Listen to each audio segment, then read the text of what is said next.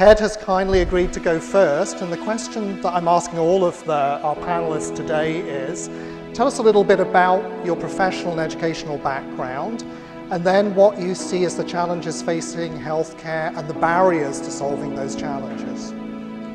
Sure. Well, thanks for the question, John, and thanks to the Health Leadership Academy for inviting me to join you tonight. It's a real pleasure, and I'm thrilled to be here. If you care about healthcare, if you care about and enjoy technology and innovation, it's an amazing time to be sitting where you are, and I strongly encourage you to consider some of those challenges. So, just to identify a few of them for you. The first one is how can we manage this this constraint that we have, which is funding. So even if you're in the US right now, where there's a wide mix of funding models in place, there's tremendous pressure to deliver quality healthcare with less and less investment. So how do you do that without innovating is a big question mark.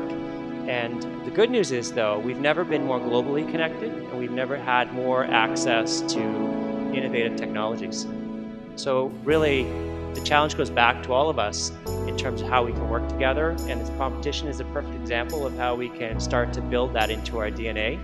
So as you continue your learning journey, I think your ability to leverage collaboration as a skill, creativity as an asset, and basically challenge convention. Part of our challenge is how we can work together to achieve some of these goals: quality healthcare, sustainable healthcare, and better quality of life overall, while working together and leveraging the many technologies. So just to name off a few areas of interest that you may want to look into: data science, data management. Big data is kind of a fuzzy concept, so I don't really want to talk about that, but things like that are going to be huge in the next decade, huge opportunities. All kinds of technologies we're familiar with as consumers, Bluetooth-enabled devices, all those kinds of things are also a huge area of development. And then on the other side, the non-tech side, there's all kinds of ways in which the roles and responsibilities of healthcare providers need to change.